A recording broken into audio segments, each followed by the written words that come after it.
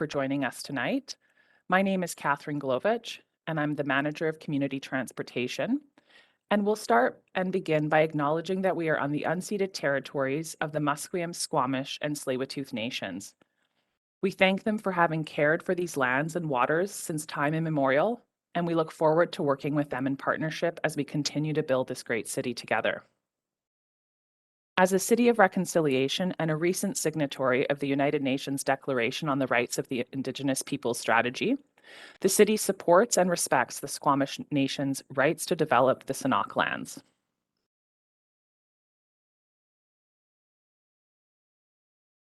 So as mentioned, we have Paul Storer here, the Director of Transportation at the City of Vancouver, as our main presenter, and he'll be providing a recap of the proposed transportation changes and answering any remaining questions. And you have myself, Catherine Glovich. I'll be introducing our session and facilitating our Q&A. We'll go over some meeting norms as well, just to facilitate a safe and inclusive session. And we wanted to share, this is for everyone in the meeting, staff included, and for those of you who will be interacting with our Q&A. We welcome questions like last time and feedback on the topics that we're covering. We do go through all the questions and we keep them as part of the project record. And we welcome questions on the topics that are being covered in tonight's event related to the proposed transportation changes. We know there's a number of you on the call, and we are going to try and cover as many questions as possible. We may not be able to answer more broader questions about the Sanok project to make sure we're answering the transportation questions. On the next slide, I'll provide an email address where you can email broader questions and staff will do their best to provide an answer. We have staff members reading and reviewing the questions that are coming in. We understand that there may be varying levels of support for the proposed changes, so we hope everyone's framing the questions respectfully and, articulating sort of, nice and succinctly, because there's, we'll be monitoring the Q&A, and that'll help us kind of make sure we're answering as many questions as possible. To build on that, this is part of a broader engagement, and today's information session is a follow-up session to the first Q&A that happened on the first Q&A and information session that happened on February 16th. There's been an online survey that's been open between February 9th and it closes on March the 6th, and it's on the city's Shape Your City online engagement platform. And so as mentioned, we're taking questions today, but if you also have additional thoughts to share, please go online, shapeyourcity.ca/kits-point, where there's a brief survey and there's some open-ended questions, and we're really looking forward to gathering more community insights about the proposed changes, and as well as some of our initial ideas and your ideas around some of the parking concerns and issues in Kits Point. If you have questions at any time, please email us at sanok-questions@vancouver.ca or call 311. So during today's session, as mentioned, we'll recap some of the Sanok-related transportation changes in Kits Point. We'll recap our discussion of some of the neighborhood parking to help us refine transportation priorities moving forward. And we'll also have some time to answer any remaining questions. So our outline is as such, where Paul's going to provide a bit of background. We've got those transportation changes as well as some of the previous questions from the last session. Then we'll go through some of the parking early ideas that staff have and how we approach parking changes in neighborhoods, answer some remaining questions, and then we'll have an opportunity to also field some of the questions that have come in tonight. Thank you very much, and I'll pass it on to Paul. Great, thank you, Catherine, and welcome everyone. Thank you for coming out, probably most of you again. Hopefully we're able to answer people's questions if they weren't able to get them across last time, or if they've had kind of more opportunity to look at the transportation changes in Kits Point and kind of have more questions. So I'm Paul Storer, Director of Transportation with the City of Vancouver. And yeah, thanks everyone for coming again. So as Catherine said, we're going to be outlining some of the proposed changes in Kits Point and sharing some of the ideas around parking in Kits Point. Next slide, please. So first, I'm just going to run through a bit of a highlight of what we presented last week. Not quite all of it, because probably a lot of the people on the call were here, sorry, not last week, 2 weeks ago. But just kind of running through the project a little bit. So starting with the SNOC site. So moving into the future, we know that there's going to be change in this community. We know that the community is going to grow with the SNOC development. And as a lot of you know, SNOC's a development project on about 10.5 acres of land, of Squamish Nation land. And it's a mixed-use project that includes about 6,000 units that's primarily rental housing. The lands are under the governance of the Squamish Nation, and the City of Vancouver land use policies and regulations don't apply to the lands. The development has a real focus on sustainability, and that includes things like district energy and is designed to be a minimal parking development with around 800 vehicle parking stalls for those 6,000 units. So it's really critical for this site that people are able to get around by walk, bike, and transit. And that's very aligned with our bigger transportation goals as well. Next slide, please. So the partnership between the city and Squamish Nation, it's really informed by the city's reconciliation framework, the city's strategy on UNDRIP, the United Nations Declaration on the Rights of Indigenous People, and broader policies, including and kind of particularly Transportation 2040, our long-range transportation plan.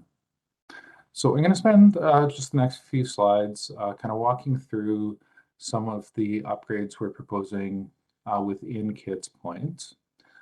Next slide, please. And, you know, there were these two things that we're really trying to do here.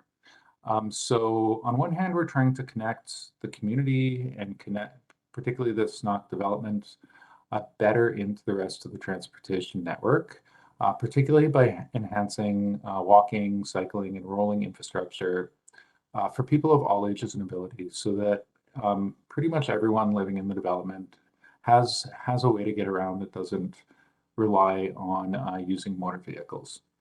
But there will be motor vehicles that come with the development, you know, whether that's people living there or people visiting or getting dropped off, that kind of thing. So with the access in Kits Point and the multiple accesses, we're trying to minimize vehicle shortcutting within the Kits Point neighborhood. So this is what informed the design work that's happened so far. Next slide, please. So as I walked through in a bit more detail a couple weeks ago, it's really these series of network changes on Cornwall on the south, Cypress on the west, Chestnut on the east, and Greer kind of running east-west between them. That's intended to do two things. It's really intended to create really great walking and cycling connections into the neighborhood and into the SNOC developments, while at the same time minimizing shortcutting vehicles through the neighborhood. So staying on this slide for a minute and just walking through them in order of the numbers.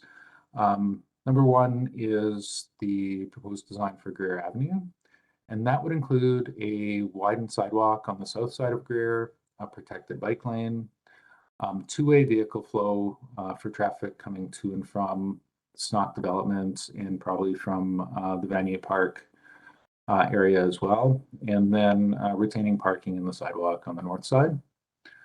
You can also see that there are some big pedestrian improvements and traffic calming. We'll dig into those a little bit later. Number two is improvements to the Cornwall and Cypress intersection to really connect walking and cycling well to the rest of the network. Number three is the Cornwall and Chestnut intersection and improvements there to really make that safer and a better place for people walking and cycling. And then the Park Lane and Chestnut intersection, which is really intended to direct the traffic coming to and from Sanok out to the arterial network as directly as possible. Next slide, please. Focusing in on Greer a little bit, because I think we had a number of questions on this. Kind of looking east, the north side of Greer would kind of stay the same. So that's on the left. You'd still have the sidewalk, the street trees, and the parking. And then you'd have two-way traffic. And then the south side of the street is what would change more. So there'd be a buffer and a two-way protected cycling facility that's safe and comfortable for all ages and abilities.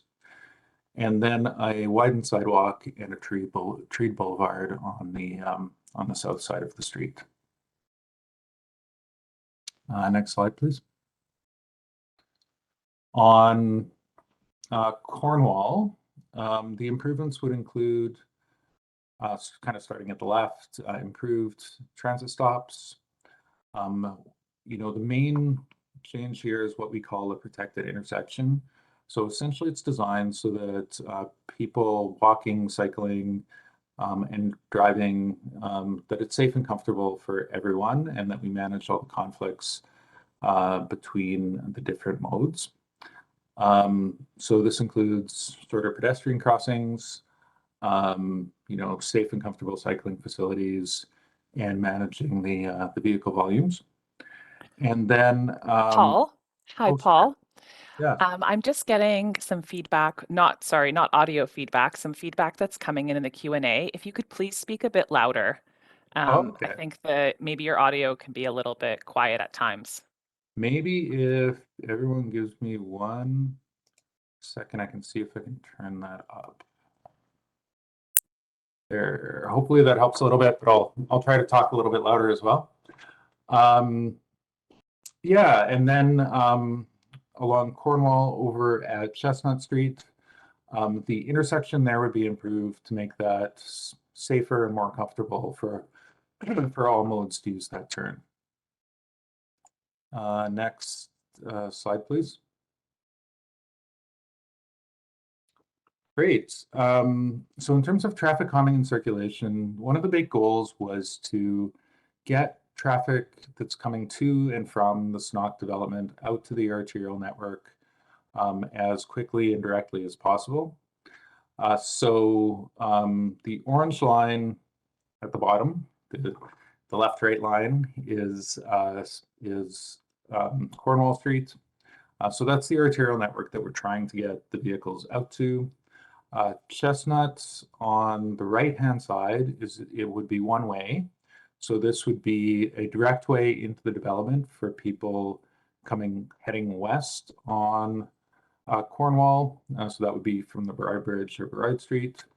And for people heading east or exiting the development, driving, that would be following the squiggly orange line up to the development. And the goal here really is to give people a way to get to and from the development as quickly as directly as possible. It also would limit by making the block of Cypress north of Greer southbound only. That would also limit the amount of traffic that's kind of filtering into the neighborhood because of these changes. So I guess looking at a couple of the details there. So the detail on the left, number 1, is a draft design for the Park Lane and Chestnut intersection. And the idea here is it would be configured to really drive the traffic coming out of the development and into the development to be, coming to and from the south to prevent more motor vehicles from using the local streets in the neighborhood. And number 2 is the Cypress and Greer intersection. So the idea there is to restrict northbound vehicles, so it would be southbound only for the block of Cypress north of Greer. Again, to prevent those northbound vehicles on Cypress from kind of filtering through the neighborhood. It also provides some significantly enhanced pedestrian facilities really reducing that crossing distance for pedestrians and making the Cypress bike route to the north of Greer a lot better than it is today because there would be fewer vehicles. So with that, that's just a brief outline relative to what we presented a couple weeks ago. And now I thought we'd dig into some of the questions we had that we might not have kind of answered in the first one.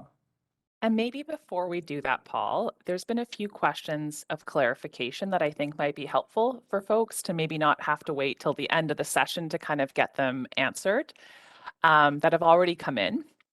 One that I think maybe just to kind of set the sort of set the table for the conversation, there was a question that came in about, if the proposed sort of transportation changes that we're sharing today, are they final? Or will we be taking into account the feedback we're collecting through the survey and through sort of, again, some of these questions and comments as folks are kind of sharing a little bit of sort of their experiences and their feedback about the designs. Is there room for adjustments, essentially, is the question there. Yeah, absolutely. So, we've done a lot of work on the design, trying to figure out how to make this work as well as possible for the neighborhood and for the developments.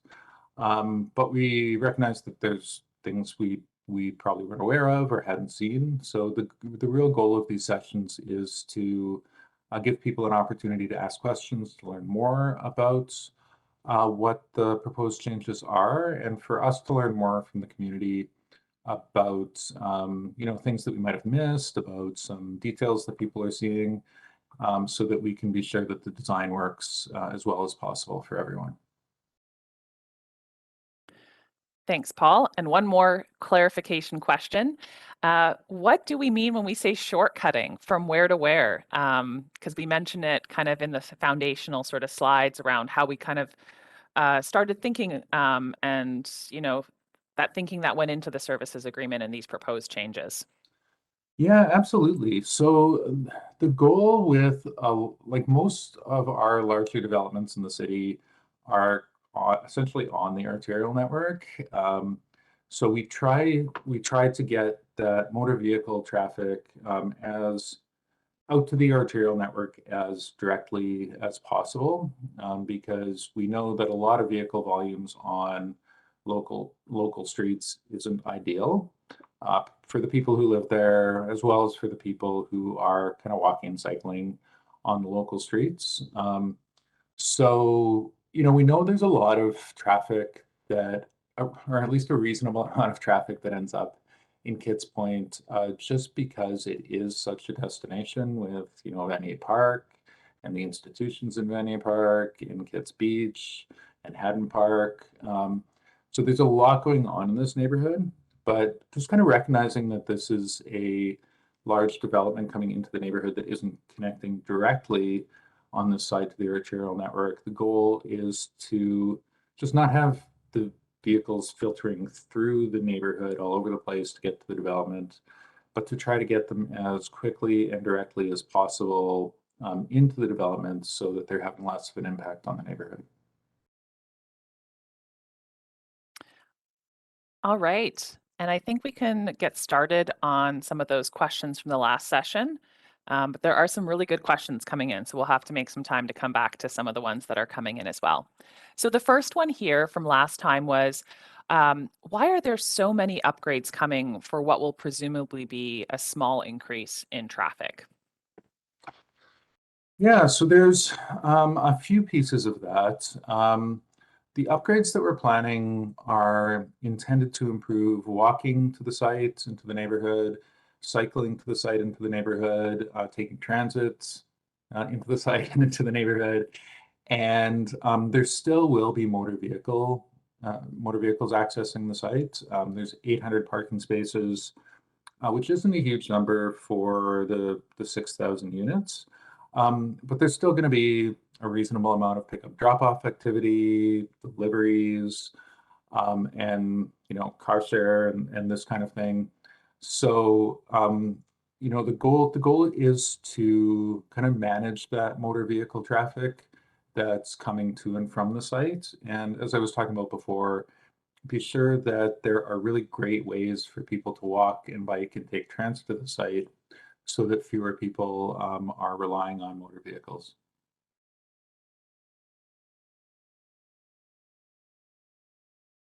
Okay, we can go to the next question. Thanks, Paul. Have we connected with first responders? Have they seen the proposed changes? Yeah, absolutely. So we work really closely with first responders. Normally, Vancouver Fire and Rescue is our first point of contact, mostly because they have the really big vehicles that need to be able to get around things. But we also work with BC Ambulance and the Vancouver Police Department to be sure whenever we're making changes to the street that restrict access or require kind of different types of turning movements and things like that, that they work for all of the emergency services. So one of our design vehicles is a fire truck, and we're always designing our streets and the access to places like Chestnut around those fire apparatus. Thanks, Paul. All right. Another question, we have a map here, is hopefully a bit of a helpful visual. This one came up a few times last session. Why not use Chestnut to access Sanok instead of changing Greer Ave and Cypress Street? Yeah, so as I was talking about before, our goal is really for motor vehicles, it's really to get them into I guess off of the arterial network into the site and out of the site to the arterial network as directly as possible, just to minimize the amount of vehicles coming through the neighborhood. Unfortunately, Chestnut Street has a couple issues. It's going to be one of the main ways into the site on the west side. As I was talking kind of about last time, we're still thinking First and Fur is really going to be the dominant motor vehicle access to the site because it does connect really directly to a lot of the city. But on the Kits Point side of the site, Chestnut's a narrow street, and it's not really wide enough for both two-way traffic and good walking and cycling facilities. And it's also the intersection of site of Chestnut is also just really close to Burrard. So signalizing having a full movement intersection there just doesn't work, and the street itself doesn't work for that two-way vehicle flow. So we're still expecting vehicles coming into the site to be using Chestnut. If they're coming from the east, it's going to be the direct route in. But for vehicles coming from the west down Cornwall, we need a way for them to get into the site. So that would be Cypress and Greer.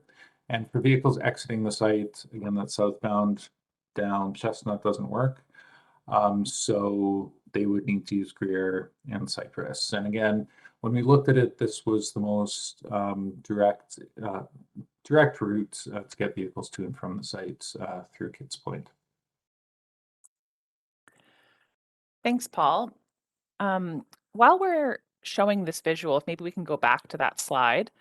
One of the questions, there's a few coming in, and I think, this is a good picture because it shows the whole development. Just if you can speak to kind of when staff will start to kind of, if we can discuss that entrance of the work site at First and Fur, and when will that intersection kind of be addressed, both in terms of a similar engagement opportunity with the community, but also in terms of any changes that might happen at that intersection. Yeah, so as I said, first we're seeing First and Fur as probably the main vehicle access into the site. It's also going to be an important walking and cycling access into the site too. We are later this spring, we're planning interim upgrades to Pine Street and First Avenue to connect the Arbutus Greenway up to First and over to the seawall near at Creekside Drive. So with that, we are looking at how we can kind of temporarily improve the intersection.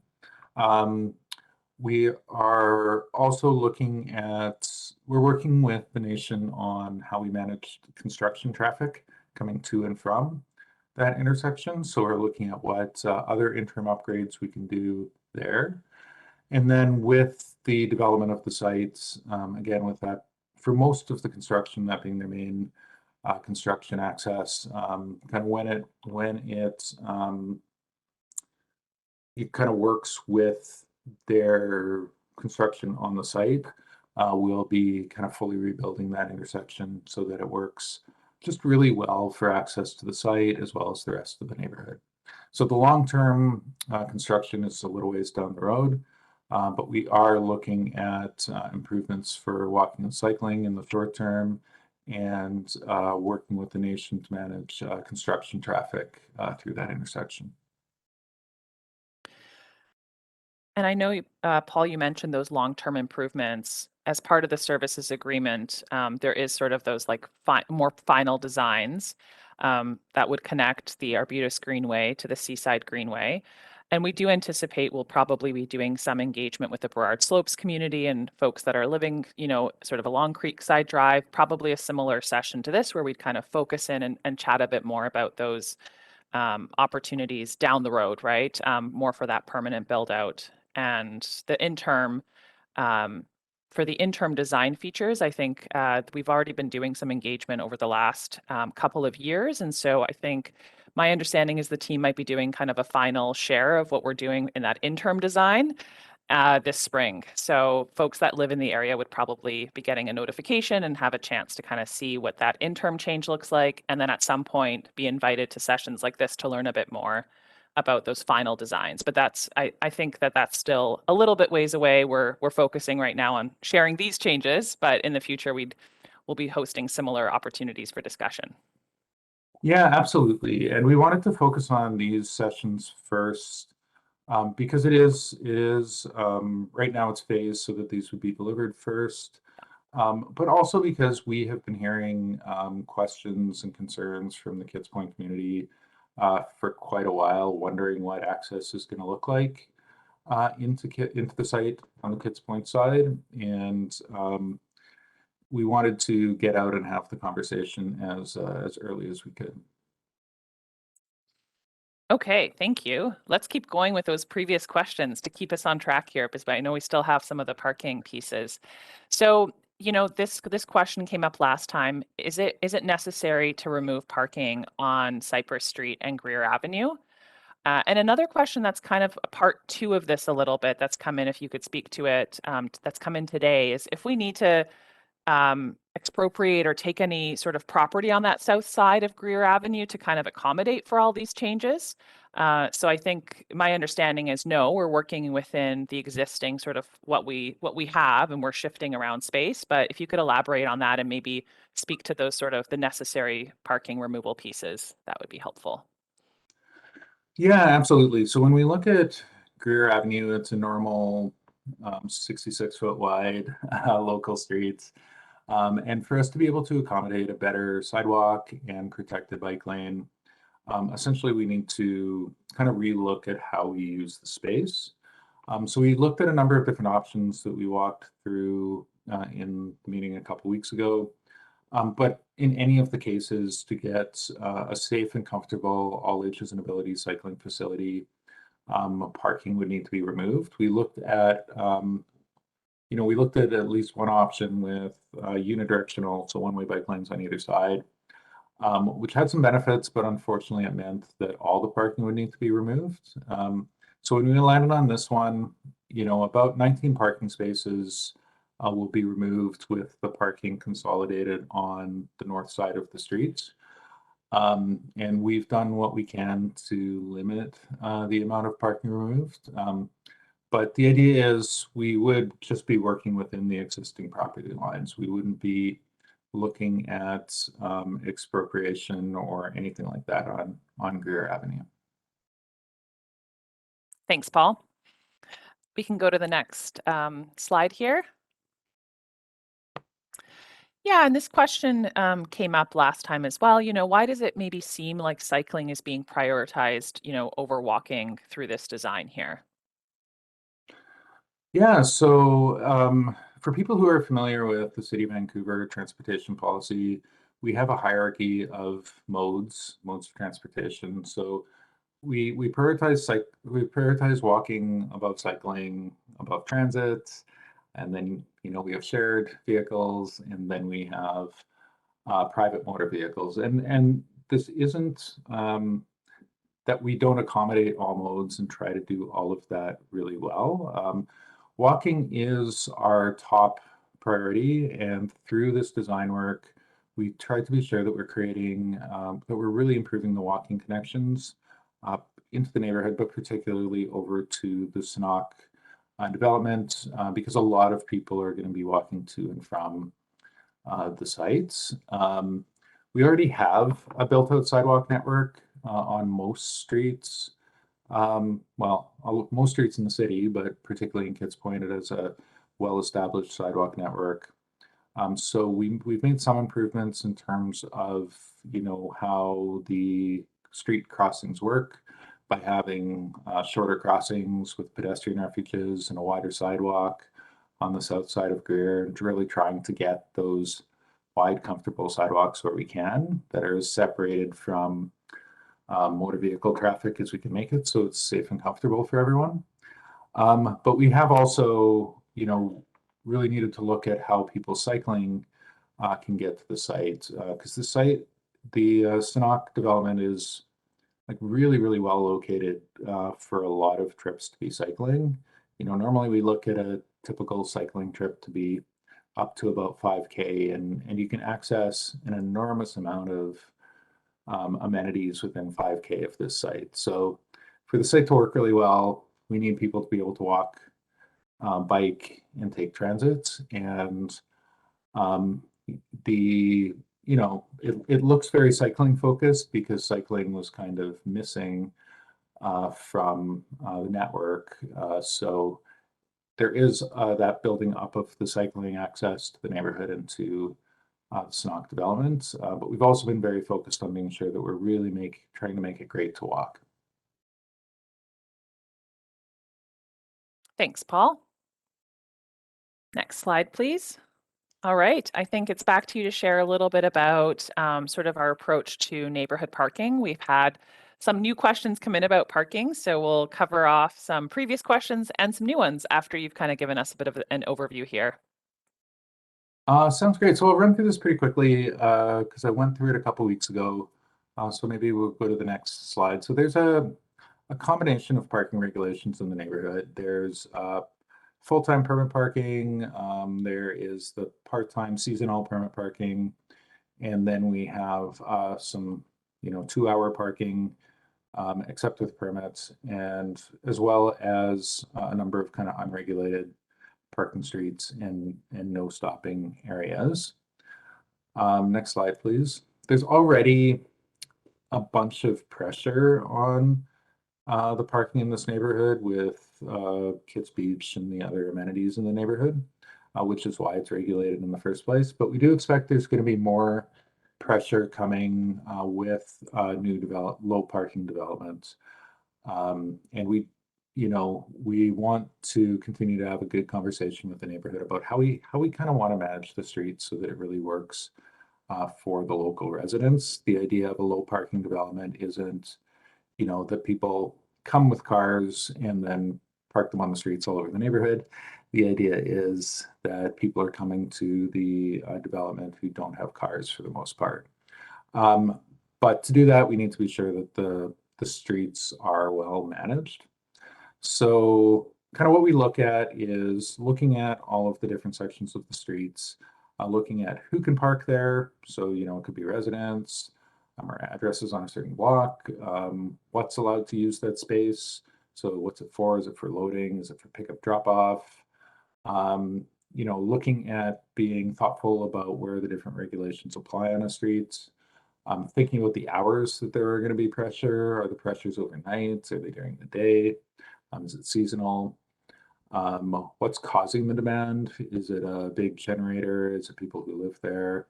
And trying to, determine why we need to regulate the streets, for what purpose. And, how how we do regulate the streets. So how do we encourage turnover where we want turnover so that there can be spaces available for people? How do we enforce the regulations and all of that kind of thing? So there's a lot of, we have these tools and want to lead into a good conversation about what can happen in Kids Point to help manage those streets well. So I think we had some questions on that. And I don't know, maybe some have come in as well. Yes, there have been. And so the first question here is, where will non-residents park? And we have had a few, I know we addressed this, the question around, will Sanok residents be able to get parking permits in Kits Point? We've had that question come up a few times in the sort of chat thread today as well. So maybe if you can speak to that permit piece and how it sort of in answering the question, where will non-residents park? Yeah, absolutely. So we wouldn't expect to sell permits to Sanok residents for a few reasons, but one of the key reasons is that they would just the demand would kind of overwhelm the system. You know, we would plan to keep the permit area to within that Kits Point area, kind of similar to how we break up the permit zones, you know, between parts of Kits and Kits Point. So sorry, I might have missed the rest of the question there. Was that most of it? I guess the big answer is no, we wouldn't expect to sell permits to Kits to Sanok residents. And I guess in this question from last time, that sort of folks who may not live or maybe visiting someone in Sanok, right? Where will they be parking? You know, folks that may just be accessing a service that's there. So kind of maybe build on that if you could. Yeah, absolutely. So there are a number of parking spaces on the Sanok sites. Our expectation is that they try, you know, the people who are driving to that site mostly park on the sites. We also know that, you know, residents of the Kids Point neighborhood also have guests who want to come. And that's one of the things that we want to have a conversation about, kind of how to manage the street so that there's space for residents, guests, and service providers to be able to park in a way that we're not kind of opening that up to, you know, these new, well, existing and new pressures. There's also, you know, parking lots near the museum and a planetarium and places like that. That whole lot in there, you know, the time use of those also might overlap really well with some of the visitor parking for the Sonnet development. But the idea when we regulate our local streets is to figure out how to manage them in a way that works for the residents and their guests. We've in the West End, you know, we did a big parking reform there a few years ago, and there were a couple issues there. One was that there was this big internal demand because it's a really high density neighborhood with permit parking, but you know, I think we were selling way more permits than we had space on the street. So one of the things we were trying to do was manage how many people were buying permits so that people who bought the permits could actually find a place on the street. But you know, we also got a lot of comments and complaints that, you know, people's guests weren't able to park on the streets there because we used to have 2 hour time limits within the West End, and those would just kind of often fill up with people going to restaurants or the beach or something like that. So, you know, following a lot of engagement with the community, we landed on putting in, you know, low dollar parking meters instead of the 2 hour zones in a lot of places. And that worked really well in terms of, you know, having those spaces free up for people's guests. So we haven't kind of landed on how we'll manage the streets in Kids Point, but we have some tools we can use as we're talking to the neighborhood to try to figure out how to manage that demand. And that can be, you know, we can try to be kind of preempt some of the issues we see coming. And we can also be a bit reactive as we start to see pressures in part of the neighborhood, we can also, work with the neighborhood to respond to those. And I think we're getting some good ideas and just some thoughts for those who are on the call today in the sort of chat thread. So as mentioned, we are staff will be reviewing and kind of incorporating all of the sort of early ideas around parking that we're hearing. And so I know we may not get to all of them sort of answering and addressing all of them today, but I think it's helpful to kind of hear. And the survey even asks a question around from the community, what are some of those core key parking sort of concerns? And it's a great starting point for the work kind of that would follow. We'll maybe go to the next slide here. So yes, are there considerations being made to provide accessible loading spaces?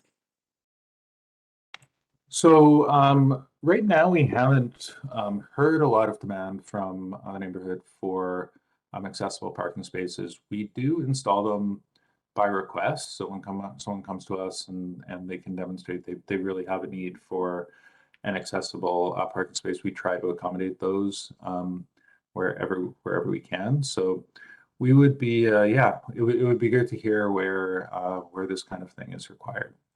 People with Spark cards also have kind of more opportunities to park in permit parking and no parking areas and places like that if they're loading or visiting guests as well. But yeah, definitely, we'd like to hear more about where there are accessibility needs. Thanks, Paul. And yeah, what options will we have to manage parking issues in Kits Point? And again, this is a big question, which we will continue to have some community conversations about. Yeah, absolutely. And I walked through a few things. I probably spent too long talking about this slide before, but yeah, there's permit parking, there's time limits, there's pay parking, there's special zones, there's loading zones or passenger zones to facilitate, pickup, drop off, and deliveries. We see kind of more demand for that sometimes um, near like seniors facilities and things like that, in addition to stores, businesses. So there's a lot of opportunities to really tailor how we manage those on-street spaces to serve the local adjacent needs. And the more we can understand from the community about what those needs are, the better we can start looking at how to manage the different space. Thanks, Paul. So now we're into a series of questions that weren't answered in the last session that kind of broadly fall under the umbrella of like traffic and circulation. And there's been a few that have come up also again in today's sort of chat as well. So let's dive in. Let's dig into these. And there is actually a question that's come in today that kind of exactly speaks to this. Like, how will we deal with traffic coming into and out of Kits Point during popular times as the summer or even like events like Bard on the Beach? And how are we kind of taking all of that into account? Yeah, absolutely. So traffic right now to Venia Park and Bard on the Beach and things like that kind of just filters through the neighborhood. We're hoping this actually helps focus that a little bit on these more access streets. So, following the kind of orange zigzaggy line and the yellow line up Chestnut, we'd expect a lot of the traffic to be focused there to be going up to Venia Park. But yeah, we're confident that traffic will still continue to work well, but hopefully there's a little bit less particularly on the rest of the streets, but particularly on the local streets, Bikeway, Cypress to the north of Greer.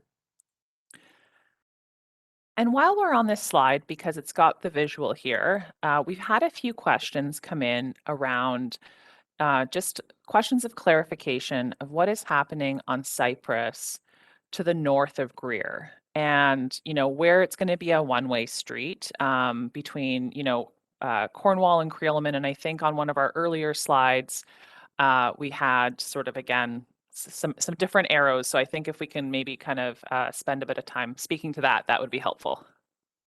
Yeah, absolutely. So if you can look at this one at that intersection of Greer and Cypress, you can see there's a diverter there, a big block of concrete. That's what we call a partial closure.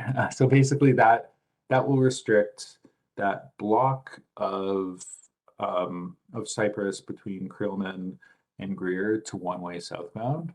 We hadn't planned on extending that one way any further than that. I think at the first session a couple weeks ago, I think we heard some questions around that. So if there was a good, if there was a good reason to do it further than that, we could always look at that. But basically, the idea with this is just that one block between Creelman and Greer would be one way southbound. Thanks, Paul. I hope that has clarified that piece. We'll go to the next slide here.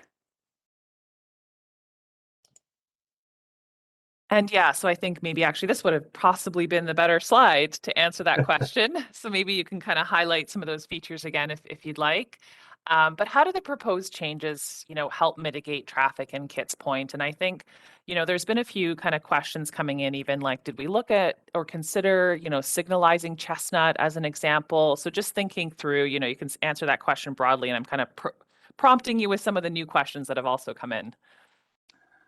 Yeah, so number one there is the entrance to Park Lane, and the idea is that would be designed to make it kind of difficult to drive into and out of Park Lane unless you're coming or going from the south, if that makes sense. So the goal is to encourage all those motor vehicles to be coming and going from the south to get them out to the arterial network as directly as possible. On the right, we have Cypress and Greer, and that's that partial closure I was talking about, the physical measure to make it one way southbound only, as well as providing that better pedestrian crossing. In terms of signalizing traffic, we wouldn't see a need to signal, like to put a signal kind of in the middle of the neighborhood. We are looking at potentially at least signalizing the intersection, like doing a very small signal, I guess, at the intersection of Chestnut and Cornwall, just to manage that. Sorry, thanks for circling.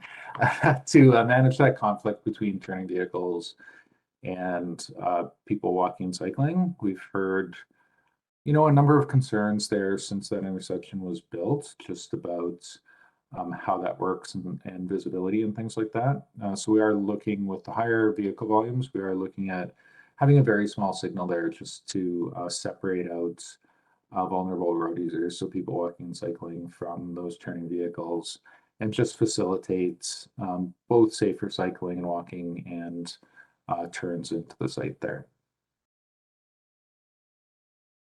Thanks, Paul. We've only got a few more minutes left. Yeah, what will prevent people from using Sanok Lane and Park Lane as a shortcutting route to avoid West First Avenue or West Fourth Avenue? Yeah, I mean, that's a great question. We always, like, whenever we're creating kind of a new connection, we're always looking to see if we are going to be creating a shortcutting route. In the case of Sanok Lane and Park Lane, our understanding is it's being designed to kind of promote slow speeds and really be about local access. It would also be pretty circuitous to be driving kind of into that street, do kind of a loop through the development and out to First and Fur. So we've looked at it, and we don't expect there to be a real shortcut route there at all. It's probably significantly faster for most vehicles to take the arterial streets to connect across the network there. Thanks, Paul. All right. Last time we had a few questions about what is the transit hub, but this time we've actually had some additional questions coming in just around more broadly if there are going to be any other additional transit improvements in the area. And if you can, yeah, kind of if you have any additional thoughts around just more broadly transit improvements, new bus, if potentially there's new transit lines, if we know that yet. There's been a few questions about that. Yeah, so there are things we're more certain about and less certain about. So one of the things that the Squamish Nation has committed to is what they're calling the transit hub. That is a really high quality bus stop that would be on the bridge right adjacent to the site. So that we're kind of finalizing the design of what that would look like, but that would widen the bridge out to create a new bus stop on the bridge that would be really convenient to people living on the site. And that's going to be really important because, you know, it's a really easy transit trip into downtown. That would be a really easy transit trip south towards Broadway. So there's going to be a lot of people using this bus stop, and it's, you know, they're looking at creating a really high quality bus stop there to be sure it works well for people. So that's the more certain parts. You know, we are going to be working with TransLink on the area transport plan soon. And part of that plan is really looking at the Broadway subway and how, you know, how we modify bus routes through the neighborhood to better connect to the Broadway subway.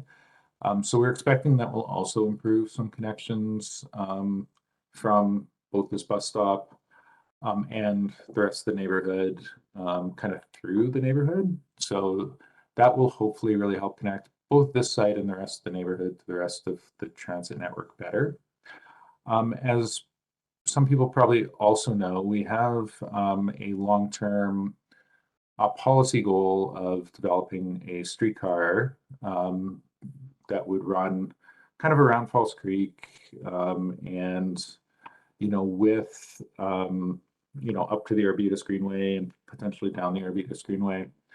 So we've, you know, over the decades, I guess, we've been kind of preserving corridors for this. If you're in Southeast Falls Creek, you'll see that center median that had been kind of designed for a future streetcar. So there's also been some interest about, well, you know, maybe we can connect that streetcar or a similar high quality transit service into this development. That's a much bigger question, but something that we're going to be continuing to study as well. And are we at all concerned around any sort of this transit hub causing any sort of traffic congestion on the bridge at all? No, we're looking very closely at how this works so that it's safe and the bridge continues to work well, both, you know, both for traffic and for people walking and cycling. So we want to be sure that it's really well integrated into the bridge because it is going to be a busy stop. So we're not expecting it to kind of reduce traffic capacity on the bridge. Thanks, Paul. We'll go to the next slide here. All right, and we've had a few questions actually that are sort of under this theme around delivery vehicles as well in relation to the plaza. So both, I'm going to add on to this question, like I've been doing with others. How are we going to deal with circulation challenges coming into and out of the plaza from the plaza at Cornwall and Cypress? And then, you know, again, how will delivery vehicles sort of access the plaza? Where might they stop if they need to stop? Yeah, a few of those questions around the delivery functions have come in as well. Yeah, absolutely. So, you know, the driveway for this mall, this plaza here, it's a little bit awkwardly close to the intersection. So that's been something that we've been really, you know, looking at when we move the design ahead. Mostly it's going to work more or less like today. We want to be sure that, you know, deliveries continue to work well for those businesses, that vehicles can come and go, that it continues to be safe for walking and cycling. And we are looking at some existing loading zones and how we can be sure that we're accommodating those loading needs on the streets. Yeah, so sorry, I lost my thought there, but yeah, basically it'll more or less work how it works today for circulation coming in or out of the plaza, and we're trying to be sure that that loading works well as well. Thanks, Paul. We'll go to the next slide here. All right. Some questions around making sort of Creelman Avenue an east-west bikeway. And I'll kind of do a quick scan because we've also had a few questions just about some of the bikeways in the area kind of come in as well, but I'll let you answer this one first here. I'm going to answer this one really quickly. The first time I think the first time I'd heard that as a question was in the session 2 weeks ago. So it's definitely something we can look at. I know that it's a really convenient connection from Cypress, particularly into Kids Beach. So it's definitely something we can look at more, but we don't have any current plans. And a bit of a different question that has come in. We can maybe go back to that previous slide just to show it. But although they're probably the designs themselves might be a bit better. Just going back to the proposed transportation changes, why do we see sort of a need to have both bidirectional cycling facilities on Cypress and on Chestnut? Why not, did we consider unidirectional? So going one way, given that Greer is sort of the bidirectional route. If you can kind of speak to that. Does that question make sense? Do you mean having kind of a couplet where one street would be northbound and one street would be Yeah. southbound? Yeah, that question has kind of come in if we considered that at all. Yeah, we considered a lot of different options. We looked at the couplets. Unfortunately, Cypress not only connects into the development, but it also connects to the north towards, Kits Beach and things like that. So we need to be sure that there's safe and comfortable cycling facilities for people, not only getting to the development, but getting to the rest of the neighborhood. We also try, you know, every once in a while we do a couplet because it's the only answer. The problem with them is that they do tend to attract a lot of wrong way riding. And in this case, because of both the multiple connections we're trying to do and to be sure that, all of those work really well and are safe and comfortable. Basically that main cycling connection up Cypress, Greer, and Chestnut was really the only one that ticked all the boxes. Thanks, Paul. I know we're at 8 o'clock. There's probably one or two more questions that I've seen that have kind of come in a couple of times that I think would be worth addressing. And one of the things we'll do as a staff team is we'll go through, again, thank you everyone for sharing. If you have to hop off now, you can always come back and watch this online. But we'll answer two more questions. And then if we didn't get to your question, we're going to be looking at everything. And if there are some big kind of common themes and questions, we might be able to post some answers on the Shape Your City page. But we also welcome, if you do have a follow-up question you're really curious about, please do email us in that email address. It's very helpful, but we'll do our best to answer. But to keep on going here, we've had a few.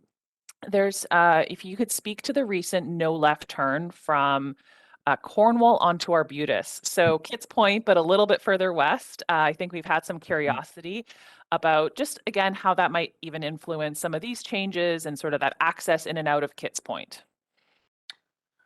Yeah, so recently, I guess last year, we had kind of we had a number of collisions of westbound vehicles along Cornwall, getting in collisions with left turning vehicles heading eastbound up Arbutus, if that makes sense. So I'm trying to demonstrate that with my hands.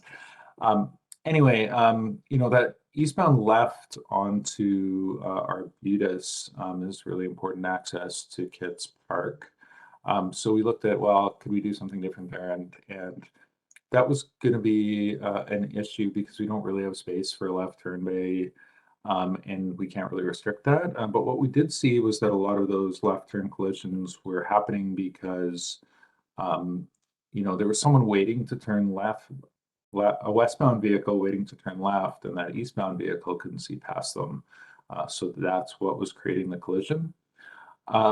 So to improve safety and avoid that happening, we've trialed banning that westbound left. We're still collecting data on that. It takes us a while to get all the collision data back, but so far it's looking like we haven't had the same number of that type of collision. So it seems to be working well, but we're still kind of in the pilot phase and still collecting data on that. Thanks, Paul. All right. One of our final kind of questions that has come in is related to the next slide here, which is about giving the link to watch this session online for those who may want to circle back to it. So as mentioned at the beginning, you can contact the team and provide your feedback online, shapeyourcity.ca/Sanok-kits-point. And there's the survey that's open through March 6th. You can email the project team or call 311, and the link will be available on the Shape Your City page in a few days. Last time it took us about three business days. We'll have it online, and keep a lookout. And we'll go to the next slide here. Yeah, so just next steps. We're going to be analyzing community questions and feedback. And again, your participation today will feed into that. We always publish what we call a sort of consultation summary of what we heard report. And so that'll be available in a few months online as well. And we'll be looking to revise the designs where possible for Greer Ave, Cypress, Chestnut, and Cornwall. And we'll be able to kind of speak to some of those, if we're able to kind of accommodate what those changes are and based on some of this feedback and some of the things that we learn. We'll also be reviewing opportunities for that future neighborhood parking work and circling back with the community in the future. I know there was a few questions that came in about that Fern First sort of location as well. So again, please thank you for participating today and sharing your feedback around some of those more, that need for some of those more short-term changes. And I think we'll be able to share some more information about those interim changes with the community in the next couple of months. And there'll be opportunities to also connect through that process as well. So again, thank you everyone for joining us today. We've really appreciated you giving us a bit of your evening, and we hope that we've been able to answer a number of your questions. And Paul, I don't know if you want to say thanks as well. Pass it to you. Absolutely. I know a number of you have joined us for 2 nights. I know there's a lot of interest in this. I've had a lot of, quite a few conversations with people really eager to figure out what's happening here. So we're really hoping that we've been able to answer a lot of questions, but we're also really hoping that people can fill out the survey, get us the info we need to be sure that we aren't, that we're addressing any issues as well as we can. But yeah, really appreciate everyone coming out tonight. All right. Thank you, everyone. And I hope everyone has a good rest of the evening. Good night. Thank you. Bye-bye.